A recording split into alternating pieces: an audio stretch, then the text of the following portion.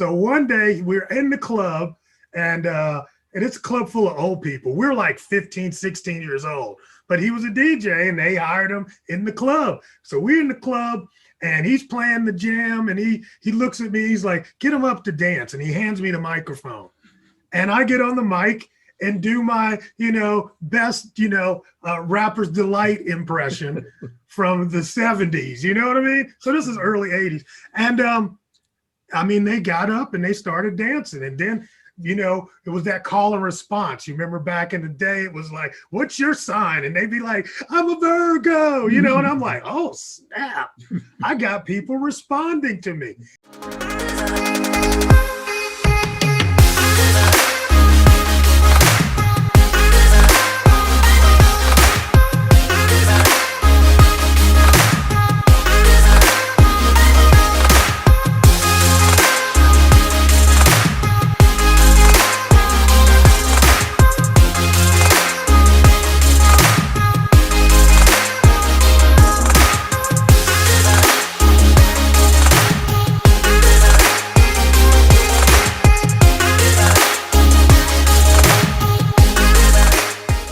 Right. This is another one of these conversations that's been a long time coming, and I'm just extremely excited to have this conversation with my brother, John Lawson, the one and only John Lawson. Thank you for joining me today. Well, actually, I'm the third, so there were two others before me. Okay. What's up, man? How are you? I'm doing great, man. How you doing? I'm doing good. I mean, what more can you ask for in these days and times, right? Right, that's right. Especially to be healthy and to be able to have a conversation about it is a blessing, right? It really is. It really is. So I'll take it. That's right. I second that. I really want to talk to you about, this phenomenal business that you've built, this e-commerce business, and how you've been teaching this all over the world, really, right? I saw you teaching it over in China. I was watching that video. I'm like, do they understand what John is saying? I couldn't tell if they understood what he was saying. Yeah, that was weird because everybody spoke Chinese. They all got it in in their ear being translated. Right. And when you have those, when you put your speeches together and you've done the same speech multiple times, because usually I'll write 2 or 3 speeches a year and then say the same things. And like you said, I was very international. And doing that in China, first, you've got a delay between when you say it and when they hear it translated. So the joke comes in later, or it doesn't land at all because it's culturally based and they don't get it. Right. So it was definitely unique. That's got to be an experience. And I want to get to that because, you didn't just pop up. I know a lot of people who are watching this. I don't want you to think that John just popped up and appeared over in China. There was a lot of work that led up to those moments of being this international speaker in this space of e-commerce. John, like myself and a few others, we're considered like dinosaurs in this virtual space. And so I really want to talk about that because you've been doing this a long time, but I really want you to kind of take us back. really tell us, who is John Lawson, right? Who was this little boy named John Lawson and who grew into this phenomenal international speaker? Give us the backstory. Who is John Lawson? I don't know who I am. I'm still working on that part, but I can definitely give you a little bit of backstory into how I became. I've always been good at speaking. All right. If this is something that I didn't, I was kind of born with the ability to tell a story, make people kind of, be engaged when I spoke. And a friend of mine, we're going back because you asked. So a friend of mine recognized this, and he was a DJ. And I would go follow him around every once in a while when he'd have a party at a club or something. So one day we're in the club, and it's a club full of old people. We're like 15, 16 years old. But he was a DJ, and they hired him in the club. So we're in the club, and he's playing the jam, and he looks at me. He's like, get him up to dance. And he hands me the microphone. And I get on the mic and do my, best, Rapper's Delight impression from the 70s. You know what I mean? So this is early 80s. And I mean, they got up and they started dancing. And then, you know, it was that call and response. You remember back in the day, it was like, what's your sign? And they'd be like, I'm a Virgo, you know, and I'm like, oh, snap. I got people responding to me. Right. And that, I think there was something about that power, and it is powerful, that was intriguing to me. And that's how I became an MC. So I started out being an MC, then MC wasn't enough, you know, then everybody was a rapper, right? So you start with the MC, go into the rapping, and literally we built a rapping MC DJ business in our high school years, right. You know? And I was just good on the mic. I mean, everybody was recognizing that it was him and me. And when we got to the spot, we were shutting it down. It was like, oh my God, Jam-A-Lot's here, you know? And that whole thing, I don't know, it kind of went through me, and it set the pace for everything I did afterwards. And I'll never forget, even before that, my father recognized that I had a lot of ability vocally, speaking wise, but it also came off as being a smartass. And he told me, like, literally, he's like, you know, either your mouth is going to get you paid or killed. One or the other, huh? One or the other, man. Well, what was your MC name? Jazzy J. Jazzy J. Yes. The original Jazzy J. No, I ain't the original, but I felt like I was, because they never heard of Jazzy J in Columbus, Ohio. That's good. I was getting music out of New York City. That was the other thing. And it's good to talk about this, because we found there was a guy named Frankie J's Records. And Frankie J used to go to New York and get records. And he would bring them back into Ohio and put them in his shop. And he would bring those 12 inches back that nobody else had. You know, they weren't able, you couldn't go to Tower Records and get this stuff back in that day. So we would go there, we'd find, you know, hits that were hits out of New York. And I remember one of them was a Jazzy Sensation. And one of the guys on there was named Jazzy J. And that's how I got the name. But nobody knew that there was a record for that, because when we would buy a record, we would take the black ink and black out the top, so other DJs wouldn't know what the label was like that everybody was rocking to. Wow. Yeah. Same process. That's an interesting backstory. And now, so you started that business. Now, did that continue? Were you continuing in the entrepreneurial arena, or did you start venturing back off into getting a job, whatever? So were you always the entrepreneur from that point on? Well, I was born an entrepreneur. I don't honestly, I think there's a difference between being born entrepreneurial and, yes, you can learn how to run a business. Those are two different things, though. Right. You know I was an entrepreneur because I was like the first guy that had a car in school, right? My mom had a hardship license. I was able to drive to school at 15, right? But I would charge other people to get in the car with me so they didn't have to ride the bus. You don't have to ride the bus. You pay me $2 and you can ride in my car and we can hang out and do the thing, you know? And that was entrepreneurial. I recognize it now. This is good. But you recognize it now, right? And what's really great, because, you know, you're probably not as old as me, but I'm old as hell. See, and the deal is that when I was coming up, that spirit which we nurture today was actually tried to be stifled and killed in our children back when I was young. Right. So I was the guy that was the trouble child, because I didn't want to listen to the indoctrination of, you need to know how to diagram this sentence when you get older. I don't need that shit. I can hire somebody today to diagram my sentences. This is good, man. I'm just saying. I mean, it's real. Yeah, but this is good, because now I've learned some things again. So now I've learned that you was an MC, and I learned that you was a jitney. I have the original Uber experience, bro. I could be a triple billionaire had I just made that into Uber back in the 80s. This is awesome, man. So look, tell me, where did you go from there? I mean, so now you're, what age were you? You're around what? You're still in your teenage years. I'm still in my teenage years. Those college years, or that college age. So this is good. I'm glad you're interested in this, because this is letting me go back.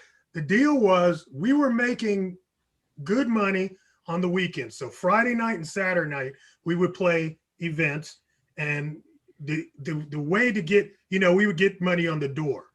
We couldn't sell liquor, so we get money on the door. And in order to get the people to know that we were having a party at some location, we had to pass out the flyers. And the best time to pass out flyers was at lunchtime in school. So yes, that worked for our school, but if we wanted to get the people on the north side, the west side, all of these people, and I had the car, I would skip school and go to other schools during the day, right? We were going there to pass out flyers, but also we were going there because, the girls liked us. Right. The homeboys were buying our tapes. So we had this whole little thing going on. And, and my school didn't like the fact that I didn't show up, although I was passing all my classes. So they kicked me out. So I never graduated from high school. That last year, at the same time, I was being a teenager, rebellious, but also I was definitely making money legally, everybody else selling weed and selling the liquor, at the parties. See, so I'm supporting other businesses too. So you became the hub for a lot of other activities. Hub, yes. Right. Absolutely. If you talk to anybody in those days, they'll remember this was the hub. This is how we hung out. Either you were at a Jam-A-Lot party or you were at the skating rink. It was only two places to go, So anyway, I didn't end up graduating. My mom wasn't happy. So she broke the group up. She sent me to live with my dad. All right. So I live with my dad. I'm interested in computers. I've always been interested in computers. So computers and music was a thing for me. And I was very geeky when it came to those computer things. And so I went down and went to DeVry Institute. Okay. Got my GED, went to DeVry. I realized I like computers, but I didn't want to build them. Right. I just want to play with them. I wasn't interested in coding, but it took me a minute.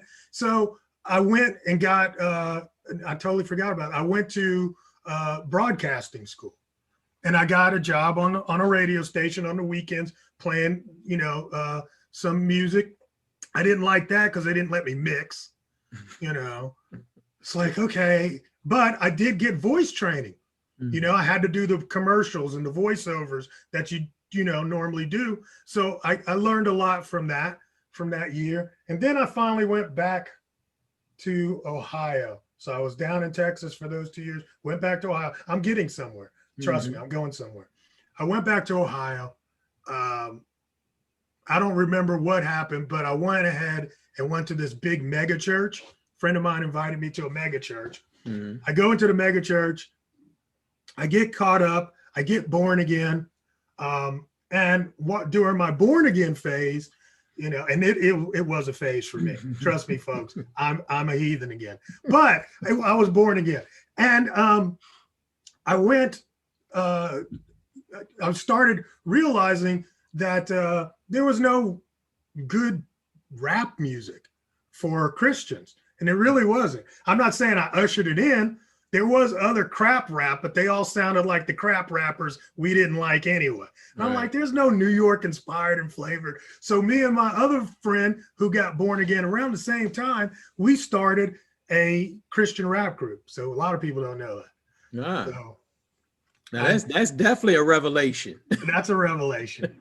Yes. Not only that, literally we got signed to a Christian rap label, or not a rap label because there wasn't none, but we got signed to a label, and we ended up doing a video and had a single out and all that kind of good stuff. And it was good. And, I did a lot of touring. And of course, when you toured in that genre, you would talk I'd do a speech, Mm-hmm. in between records, and at the end, I'm calling people to Jesus kind You of were thing. evangelizing. I was totally an evangelist. It was a rap evangelist kind of thing. This is good. So wait a minute, hold on. Look, I'm telling you, this is a revelation here. I've been knowing you, we've been communicating, but this conversation here. So I found out that you're one of the original MCs. You were original Jitney, and now I'm finding out that before Kurt Franklin, you were Kurt Franklin. Way before. This is in another rap group called DOC. And wow. if DOC was West Coast or South, I was North and East Coast. So wow. Yeah, absolutely. And we were on, a compilation album together. So that was my thing. Anyway, this is good. No, this is good stuff, because a lot of people, again, they discount their journey. So I'm just going to ask you, how did that lay the base for you? Because it sounds like you already had this love for computers here, right? So how did you make that transition, or when did you make this transition into the e-commerce space based upon that background? Okay, cool. So skip over like 10 years of my life there. And we might have to go back to that 10 years, because I'm intrigued now, but go ahead. We'll go back. Yeah, we can go back if you want to, but I'm laying out, if you just think about what I did the first time with the group in high school, mm-hmm. That was entrepreneurial. When we created the rap group, that again was entrepreneurial, because now we're running around the country booking dates, in terms of in the Christian rap world, I'm the manager, I'm booking the dates, and still, we created merch around that. And it was definitely a monetary thing that would support me as well. Mm-hmm. But fast forward 10 years later, I'm in computers now, because while I'm doing the rap thing, I got a steady job too. And I was always inside of computing. And that's why I got out of DeVry, is because I got a job while I was in DeVry. And I'm like, well, I got a job in computing now. Why do I need to finish the school? I like what I'm doing here better. So I never finished that school, but I got into that job, and I had experience, and experience actually trumps education. I'm going to say that again, because people don't get this. Experience trumps education, right? So I would have jobs that would say bachelor's degree required, but I would apply and say, hey, I've been doing that job for 5 years. I've got experience with 3 different companies doing that job. Mm-hmm. They don't give a damn whether I got the BS or not. Mm-hmm. So that's what I learned, right? And it allowed me to jump. And now if I wanted a raise, it was always in demand. I could jump to another company and get more money, mm-hmm. as opposed to staying in the same company waiting for my raise. Mm-hmm. I realized that. I wanted to move to Atlanta, Georgia. I just started applying for a job here. I got a job offer that was like $8,000 more than I was making in Columbus, Ohio. And they were going to give me the budget to move here. So I move here. I take this job. I'm working for IBM. I job hop again. I'm working for Accenture. That was the last job I had. I'm in the job at Accenture. I'm making about $50,000 a year. This is $2,000. All right, which is pretty good money in 2000. Yeah, that's like 80 plus today. Yeah. And so I've got a friend that comes to me and says, hey, we could flip a house, man. This is back when house flipping just got started. All the shows are on. I'm like, oh, let's do it. He's like, well, you got good credit.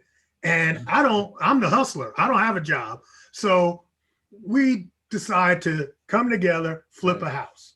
Long story short, the house never flipped. Guess who got stuck with the second mortgage? You. Hello. And even though I was making good money, I couldn't afford 2 mortgages. Right. I just couldn't. And it was like, man, it was drowning me. Right. And I was just feeling the pressure. I was feeling the pressure, and I was like, I'm just going to have to claim bankruptcy. Right. And so I filled out the paperwork to go claim bankruptcy. And that weekend, a friend of mine told me about eBay. So I filled out the paper, but I hadn't paid the check. So the lawyer wasn't in, in mode. So he's like, yeah, you can sell anything you want on eBay. I was like, really? I thought that was just for used socks or something. It's like, no, you can sell anything. So I had a budget on my job. Since I was an IT professional, they would allow you to buy IT books. So I would buy these big, thick books. They were like Q books. And they would teach you how to program. But once you learned the language, you didn't need the book. So I started reselling the books on eBay. And literally that first haul of money that came in was enough to pay the mortgage. So I didn't have to go bankrupt that month. So I didn't pay the lawyer. And I never got the papers filed. Month to month to month, it's working. And that's how I got from doing what I was doing, but I had the understanding of the internet so that I could turn that eBay business into a whole business. Because once I ran out of used books, I had to find something else to sell, and we did some good stuff. This is good. This is good because because this shows the beginning stage. So you literally started on eBay selling used books. I want to make sure that people catch this, right? You were selling used books on eBay, and you were obviously selling enough to cover the mortgage that you already had on the investment property. But now, let's fast forward. You are a platinum eBay power seller. First, tell us what that is so that people can understand. You go from used books to a platinum power seller. Okay, platinum is $25,000 a month or more. That was at the time. That's what it was. This is early 2000s. Remember that, right? So I don't know what it is today. I think they've even got rid of the program, but that was the top level that you could get at eBay at that time. And I went from selling used books to, and again, you're old, so you'll remember this. I'm teasing.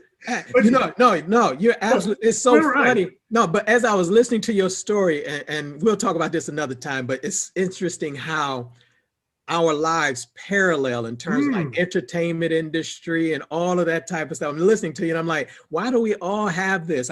2000, same thing. I'm flipping houses, the exact same thing before I get into this. So it is so interesting to listen to you describe this. Yeah, we're right there together. So please go on, 'cause I want everybody to get this. Wow. That's crazy. Yeah. All right. Well, then I'll just go ahead and I'll go ahead and give you my entire motivation. All right. I'm sitting in Little Columbus, Ohio, right? And there was that word. There was one word. I was telling my friend this the other weekend. There's one phrase or quote that inspires me even to this day. And it is, wait for it, big fields await the wide awake man. See, look at you. Look, see. That is, I've heard that before. You've heard that before. That statement from the Honorable Elijah Muhammad. I should have it on a tattoo, but that would be sacrilegious. But I'm just saying, but everything. So when I'm sitting there with the books, I'm like, man, there's a big field here. I need to find some stuff to sell that I can find repeatedly, not just my used books, right? And so we went to a spot that was a wholesaler, and we started looking around. It was like a big ass Kmart worth of stuff, right. And I'm walking through there and I see bandanas, and they're selling bandanas for like $6 for a 12 pack. And this is during the time where, hip hop's really starting to take off, right. And colors are colors. And these were all the colors. I'm like, man, you know what? We can sell some bandanas on eBay. Let's try that. And man, we start selling those things, and they just selling like crazy. We were like the first. I know we were the first to sell bandana. Nobody else was selling it. And I was just like, oh, that would be cool because we could sell that to all these hip hop, people, my people, Black people. That's all I was thinking about. But we put it on an international platform, and it starts selling everywhere. I'm shipping stuff to Italy, Europe, the UK, Central America, right? And I'm thinking we're going to only do East Coast and West Coast sales. We're selling all across this country. So I'm like, wow. But the one question that people would ask me, it got so prevalent that it was actually hampering my ability, because I'm a one-person shop at this point. It was hampering my ability to do work. I would wake up in the morning and people would ask this one question after buying my bandana. Guess what it was? What's that? How to fold a bandana to look like Tupac. Now, every Black person in America already knows how to do this. This is amazing. Right? We all know how to do it. You turn it around. Like, if just look at the Aunt Jemima box. You know what I'm saying? That was back when Aunt Jemima still had a perm, but you get it. So I'm like, I can't believe people are asking me this question. So I make a video on YouTube, early YouTube again, how to fold a bandana like Tupac. When people would ask the question, I would just copy and paste. Here's the video. That video went viral. Over 300,000 views of that video. Wow. It sold tens of thousands of bandanas for us, because once I realized people are watching this, I was like, oh, I need to put my URL on here and start selling from it. So that went viral. And that literally was the thing that moved me from one level of greatness to another. Right. And also at the same time, I'm platinum level selling. You know, once I'm thinking, okay, well, these people are buying that because they want to look like Tupac and they want to be on a video. Well, I could sell all these other things. And we went real deep in that niche. How to, you know, on the hip hop niche. This is good. I gotta say this. I mean, because that lesson. So you created a video, a free video on YouTube teaching how to fold the bandana. And listen to what he said. I hope you all picked this up. And he put a URL in the description at the bottom, right? So he teaches them how to fold it, and now they say, let me go buy one. That's genius. That's genius. I know. So how did you keep doing that? Did you just keep creating these YouTube videos and selling whatever it was you were teaching them in the comment section? I didn't create any more videos, no, which I should have, you know, but what I did do was what happened was people that were in the e-commerce space and doing events started inviting me to come and tell this story about how to use YouTube to sell more stuff. Wow. So that's kind of how I became like this expert on social media. Right. Because I was like, here's how I did it, which is, again, that's just, you know, if you know how to do something, don't assume everybody else knows how to do it. Right. You know, and you can actually make money from teaching other people how to do that. I learned that from this. So, but also at the same time, Amazon was getting started with their third-party system, and they went to all the platinum power sellers at eBay and invited us to their platform. And handheld us, walked us through. We were their beta test.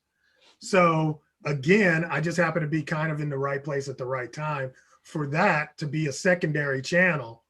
And that was tide rising and all boats. We were able to rise to new levels again, just because we were on this new platform. And as it grew, we grew.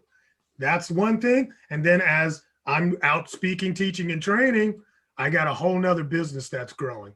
Right. It's totally separate now. Now I'm in the information marketing business. Right. This is good, man. Because I was just getting ready. You already went there. I was just getting ready to ask you, how did you get on the Amazon platform from eBay? Because again, he's top-rated seller on Amazon. And here's the best part about these things. Like I said, you're a dinosaur. You got in early on both of these platforms, right? So yeah, because Amazon was just starting with Jeff Bezos doing the ebooks, right? We used it before Jeff Bezos. We were doing PDF documents. Those were the ebooks, right? Right. So you got in with this marketplace thing. So tell me, how did that work out in terms of? I mean, I know the success, but what were some of the challenges that you faced in that transition? From eBay to Amazon? That's a good one. You see, I didn't take Amazon seriously. because eBay was the monster in the room. Right. Right. So that's a lesson for a lot of people that I really believe. It's like, Amazon, it's got its limitation. Mm-hmm. Some day, somewhere, something's going to come and disrupt Amazon, just the same way Amazon came and disrupted eBay. Mm-hmm. I believe that. Well, there's always something new, something next. But with Amazon, I didn't take it seriously. So 2005, top 5, 6, somewhere right in there is when they invited us in. For like 3 years, I didn't pay it much attention because it was so different. Right. eBay was an auction platform. Amazon was a buy it now platform, and I didn't take it seriously because it would have all my operating procedures had to change.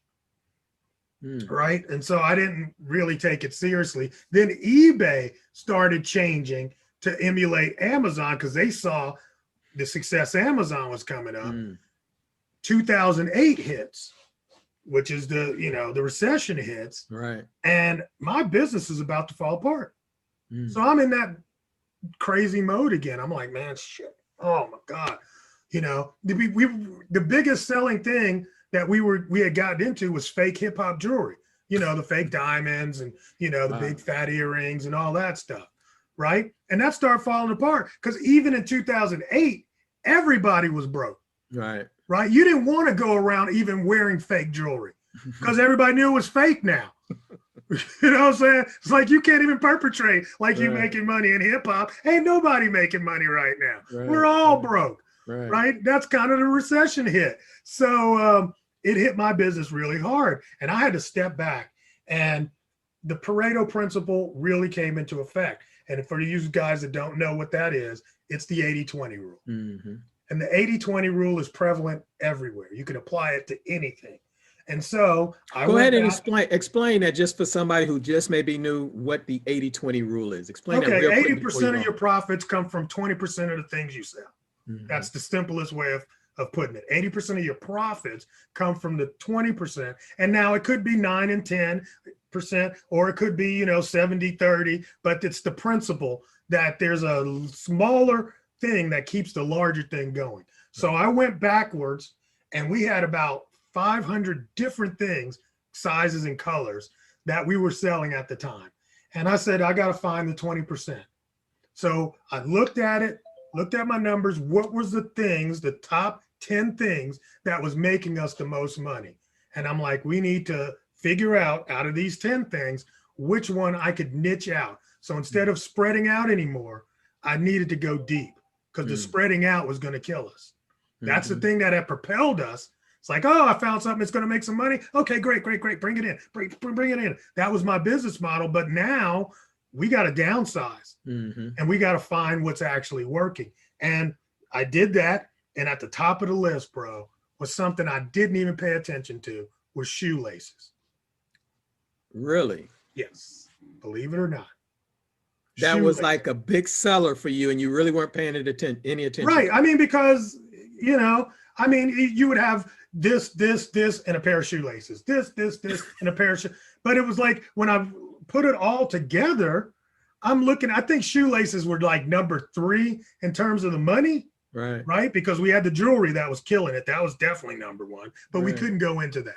Right. Bandanas are still doing good, but I'm looking at the competition and I'm thinking, I'm kind of over it. And actually, I remember China started, because again, this is the pressure, is I started getting people coming back to me saying, this is not real cotton, because I sold 100% cotton. And I'm like, yes, it is. It says cotton on the damn thing, right? Guy sends me the video. He's got my bandana and a lighter. He puts it under there. Wow. I'll be like, damn. He's like, these are not cotton. Wow. So China had changed from cotton to polyester and was still labeling it cotton. So I'm like fighting with people. When they come to like, it doesn't feel like cotton. I'm like, it's cotton. Wash it. This shit. I know it's cotton. It says cotton, but the guy literally showed me. And I was like, oh, I can't sell those. So number 3 on the list was shoelaces. And I looked around. I did my competitive research at the time. There was maybe 2 other shoelace sellers on Google. And I was like, you know what? That's it. And now if you go to shoestringking.com, it's John Lawson. I am the Shoestring King. That is so you, I mean, you really, I really want you to go deep into this now. So what did you do with the shoestring? I mean, like you said, you did your competitive research and all that, but then what made you say, you know what, this is the niche that we're getting ready to dominate? How did that happen? I mean, off of shoestring, I mean, I really want people to see the simplicity of that and something that's an everyday product that people wear and see. What made you go deep into shoestrings? A couple of things, but like you said, I already knew, that like we talked about starting with bandanas, there was a niche right there that I recognized. And the niche was, what is the thing that people use every day and most other competing businesses aren't thinking about? Your ass trying to sell an iPhone. I'm not worried about an iPhone. I can make iPhone money on bandanas, right? And I'm not beholden to the iPhone regulations and all the competition of other people thinking iPhones are sexy. I'm just selling bandanas. And I can do that under the radar and make my money, So shoelaces was the exact same thing. And I realized nobody was branded as shoelace anything, And so, I mean, who would think? Yeah. To think, I'm going to call myself the Shoelace King. Right. And I'm not even the face of the brand. Right. That's the other thing. You won't see me on the Shoelace site at all. Wow. See, so everybody's like, well, it's about personal branding. I'm like, shit, I don't know who sold you on that. Right. But I don't know the Tootsie Roll man. Flo, the freaking insurance lady, does not really sell insurance. Right. You do not have to be the face of a brand. What's Google look like? Right. You can hardly name a brand that has a face that's a major brand. Right. But see, all this new thing is like everybody wants to be a damn Kardashian. They think you have to, get your butt lifted and then become a TV star, Instagram star. That's what everybody's doing now. That's business today. Right. That's not real business, but that's their business. Right. Everybody's in show business today. Exactly. Aren't they? This is good, man. So you're telling me, I want to just hear it directly. John Lawson, you're telling me that shoestrings saved your business. Shoestrings saved my life, bro. Wow. I'd have probably been out on the streets, hawking different things, but it wasn't, going to have to do that because shoestrings saved our business. Yes, absolutely. But we went deep into shoestrings. It's like we were carrying, let's say, with size and color, we were carrying, 100 SKUs. Today I carry over 500 SKUs of just shoelaces. Wow. And that makes it unique. And I create new, shoelaces. People give us ideas. We turn them into another brand of, lace. And that's kind of how it works. This is awesome, man. And I mean, you just really birthed a whole new conversation with the shoestring piece. I mean, and branding and niching down into an area that's completely overlooked. I'm sure a lot of people can probably now just think about simple products that may be around you and how you can capture a market or develop a brand around it. That's phenomenal. I mean, so obviously we're going to do a part 2. We're probably just going to talk about shoestrings or something. We got to do a part 2, but I do want to keep it moving because that is such a phenomenal story. Because you're right, the way that I know you, I would have never just identified you with shoestrings. As you mentioned, I know you more so for the information business side, and which I want to dive into now. So you started this business or used the shoestrings to save your business after the Great Recession started. How did you start? I know people started inviting you now to speak on what it is that you do, to teach what it is that you do. So did you write the books first? Is that what happened? Or you just started speaking and doing? Because you wrote your 3 best-selling books, right? I mean, there's so much that you've done. What happened? How did you make that transition into the information marketing space? Uh, so, Twitter starts. You've been on every, so think about this. I mean, 'Cause I'm every a social tech media geek. platform, you done touched them all. Because I'm a tech geek. That's right. Go ahead. That's really but I had left my job in 04. Right. We're doing well, but I'm bored. I don't have nobody to talk to during the day. I miss the cooler vibe, from work. And so I started doing videos on YouTube and just talking about, oh, here's what I'm doing. Here's a thing I made or anything, right? Then Twitter starts. And I remember it had to be 2007 because I got into a back and forth with this one dude about Obama, and I remember that. And then he and I created a quick show about the election because he was like, Obama's not going to win. I'm like, he's going to win. And we made a bet, a dollar bet, like, trading places. Mm-hmm. And then we made this podcast about it. And I was like, we'll talk about it up till the thing. And we used Twitter to get people engaged on that. And I ended up with a Twitter following of like 25,000 people, right? And the way I did that was every day at noon, I would give 5 good links. So I was like, these are your top 5 links to read today. Because every morning I would read a bunch of, blog posts. And I said, and if you like those top 5, friend me. And I literally built a following from that. Well, I'm like, wow, okay. How can I use this following now to advance my personal brand? Mm-hmm. Because I knew I wanted to speak on bigger stages and make money. I didn't know what real money was. But, I don't know. Somebody was like, well, you need to write a book. Mm-hmm. Now, this is prior to what everybody writes books today. Back in the day, this is 2012, 13. You could still publish your own ebook, but nobody paid any attention to that. So I wanted to get a real book done.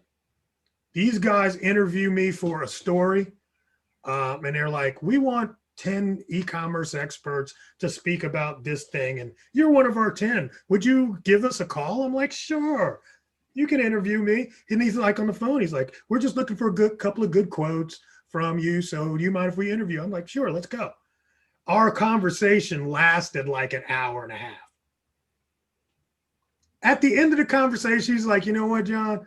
I think we're going to break yours out completely as its own, just like you just did. There's going to be a part 2. He was like, we're just going to make yours a whole series. Right? I was like, really? Are you kidding me? And he said, you know what? Me and my wife have written 22 books.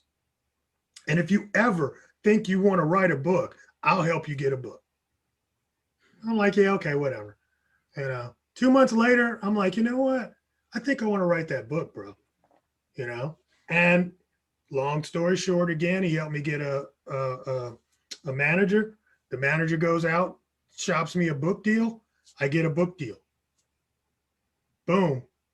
They pay me up front for my book. Mm-hmm. Right? And then you got to sell X amount of books to get the money back. Trust me, I don't think they've sent me $1 ever since. Right. Right? Literally on every book, you make $1. Right. They sell a $16 book, you make $1. That's the publishing game. So all you people, if your name ain't Stephen freaking King, you can't even make me believe you made money on your book. Unless you did like Gary Vaynerchuk. You remember Gary Vaynerchuk? You know that guy? Gary V. Yeah. Gary V. Yeah. You know what Gary V's book deal was? People don't remember this. I remember because I'm a big fan of Gary. Me and Gary go way back. Right. So Gary's original book deal was $1 million for 10 books. And everybody lost their damn mind. Right. Gary V got 10 book deal for $1 million. Right? Gary V has wrote 3 of those books so far. Right? Because he's like, shit, they got me. They got me. Mm-hmm. Gary V might not ever write another damn book because he ain't going to make no money. He already got $1 million for 10 of them. Right. The next book he writes is damn near free. Right. Right. See, And that's the problem.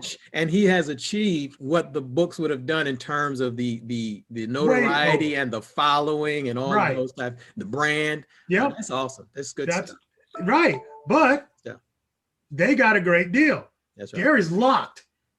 I don't know. He probably is probably able, because he's so big now, he's probably able to go back and renegotiate. But in reality, he's locked.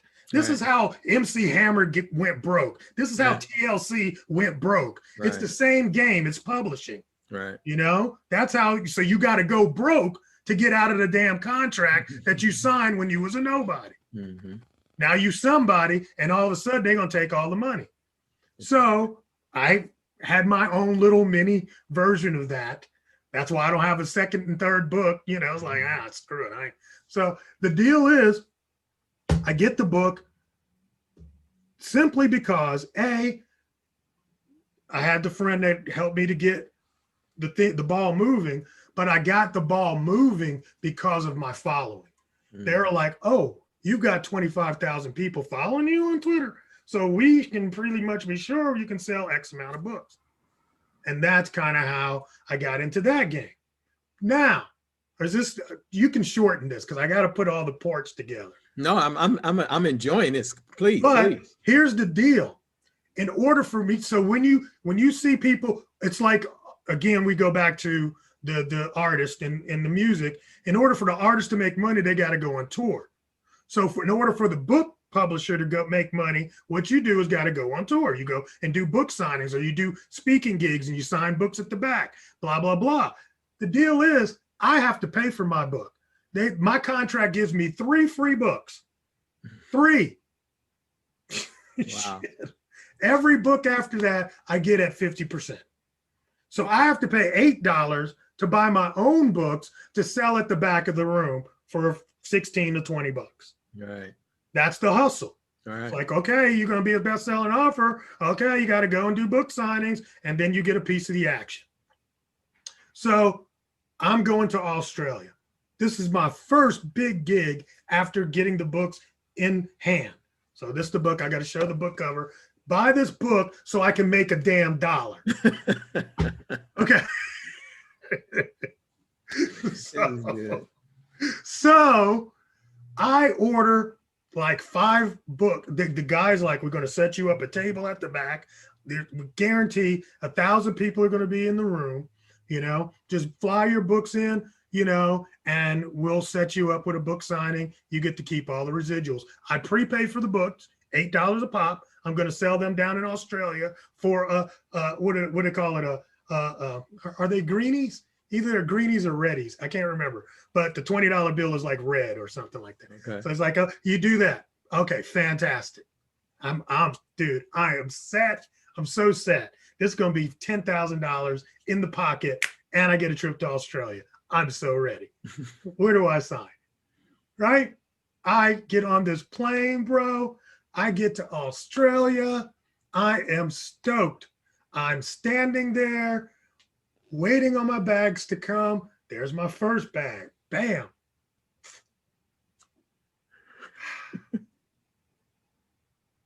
Where's the books? Wait, hold on. Where is the 10 box or 5 boxes of books? Where are they? The little thing stops. You know, the belt stops, bro. Right. My books are not here. My bag's here, and the belt stops. I'm keynote speaker tomorrow morning. Wow. I walk over to the Delta thing. Trust me, I am like between freaking out and angry black man. I'm somewhere in between in a new country, you know what I'm saying? And, you know, the guy looks it up. He's like, yes, they were held up in LA because you got to change planes in LA. They're held up in LA. They'll be in on the next flight, sir. Sure. How many flights do you think fly from LA to Australia every day? Right. 1. Wow. So I get in that night. The next night, my books will be here. But the next morning, I'm supposed to have the book signing. I lost $10,000. Thank you, Delta. Delta owes you. Huh? Delta owes me. But actually not. Because the lesson I learned from that was very important. the lesson I learned, and I never do this anymore. I never do that. I never take my books to do that. Either I'm going to pre-sell the room on my books with the organizer, or I'm just going to take a couple of few books. Right. And I give those books out to people that buy my higher package. So I'll tell people this. That's enough of that story. Yeah. Yeah, that's perfect. Okay, this is a great master class. I mean, people can really listen to this and pick up on so many different nuances of business. I mean, in different areas too. So please finish this point. Okay. So the deal is, I recognize that I don't sell books anymore. I sell training. Mm-hmm. And if you buy the training, I'll give you a free copy of my book. That's right. Now, you don't want to have to lug my book around with you all day through the next 3 days of this seminar or not seminar, this, event. Mm-hmm. So you know what? You buy it today. I'm going to ship it to your house. It'll be there when you get home. Awesome. Now, I put 5 or 6 books inside of my case and throw it. And guess what? The first 5 of you that get in line right now can take this book right now, and I'm going to give it to you, and we'll take a picture together and blah, blah, blah, blah. Now that becomes a thing that starts people to, who wants this book? Oh, there's 10 of you. Okay, I got 5 here, but I'm going to do something special for you other guys. You see, that's how you work it. That's the program. Man, this is awesome, man. You never sell a book. Somebody, I can't remember who was, the person that told me that. He said, you never sell a book next to your training. Mm-hmm. Don't go and say, here's my book for $25 or my package for $197. Never do that, because people will buy the lowest price thing just to take away you with them, just to take you away with them. They want you because you just got off stage. Right? So if you say, hey, it's a $10 book, well, shit, I'll take the $10 book. I don't know. I paid $197. Some people will pay $197, but the bulk of them will pay $10. Exactly. So you're losing out on money when you sell a book at the back of the room. Make the book the bonus. This is good stuff. This is good. And I hope, well, you have the opportunity to rewind this and pick up all of these nuggets and kind of implement it into your business. So look, we're moving right along. I want to ask you now, because your shoestring business saved you in the last recession. Now, we have this pandemic, all of this that's going on with COVID, and the economy is shaking. What are you doing, and what advice would you give entrepreneurs in the online space, in the e-commerce space during this time period? What's working for you? What's working is, information business. Okay. That thing from the past, everything that old becomes new again. Right. All right. So if you guys can remember the 80s, and a lot of you don't know the 80s, but I remember the 80s. The 80s was like a boom for the information business. You would see Lifestyles of the Rich and Famous commercials on TV. Mm-hmm. Some guy would be on TV with his boat and his fast car and, all these women. And it was not, what's his name today? I can't even remember his name. It wasn't Robin Leach. It wasn't Ty Lopez. Okay, who'd you say? Robin Leach. No, yeah, Robin Leach did that show. Right. See, but Ty Lopez did the exact same shit. That's right. Right? Didn't he? He did the exact same thing and blew up. Yep. Simply because he showed a Lamborghini in his garage. Yep. It wouldn't have worked in 2008.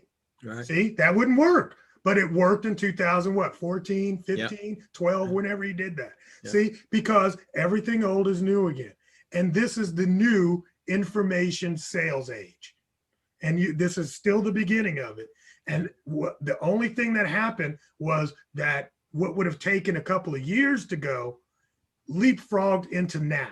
Yeah. So that's what happened with the pandemic. People are sitting at home and they want to learn something new because their job is gone now.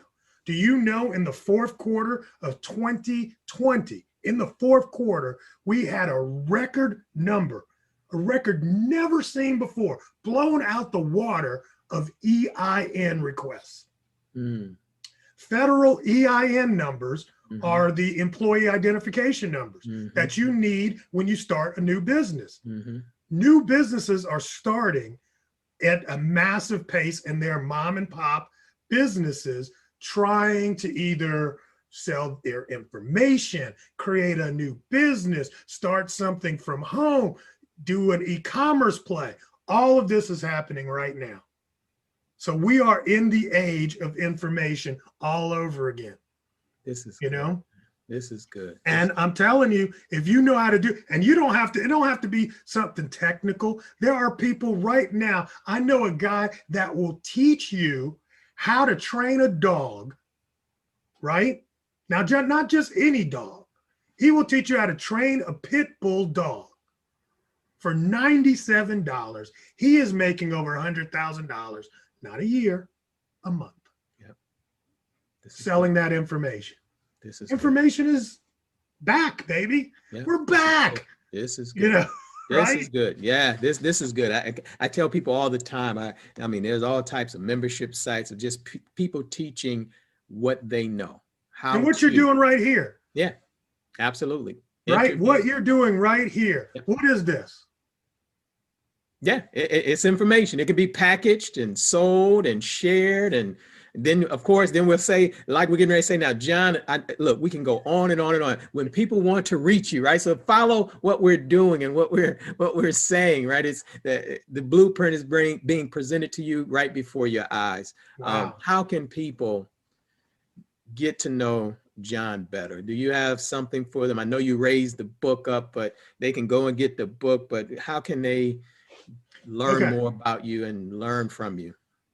Go to Facebook. This is new. I'm just going to make it real. Go to Expert Growth Hacking. Expert Growth Hacking is the group in Facebook, and it's free because I'm expensive. Trust me. I'm serious. Right.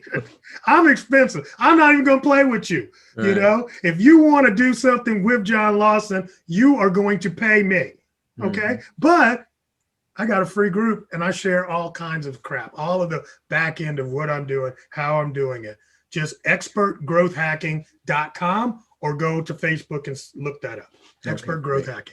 Expertgrowthhacking.com. This is good stuff, John. Man, I really appreciate you, man. I appreciate you. I'm so glad. We got so much that we can continue to talk about. So I already know we're going to do this again. And we'll let everyone know. So again, brother, thank you so much. This has been very, very rich. And I mean, I've learned so much. I mean, you're MC, you're a jitney, the shoestring, literally your shoestring saved you and created millions and millions of dollars of sales. This is beautiful. So I wanted to highlight those things as we close out, because each one of those parts that you shared with us, there's so many nuggets and lessons in there. So I want those of you who are watching this to really go and piece this apart. Can I do a tease for part 2? Absolutely, please. Okay. So in part 2, I want you to ask me how I bought my first house, right?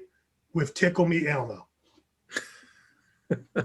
This is awesome. I mean, this is so rich, and we're not talking about somebody who's theorized this thing. Again, eBay platinum power seller, one of the top rated sellers on Amazon. You heard about his explosiveness on Twitter and YouTube. How many podcasts do you have?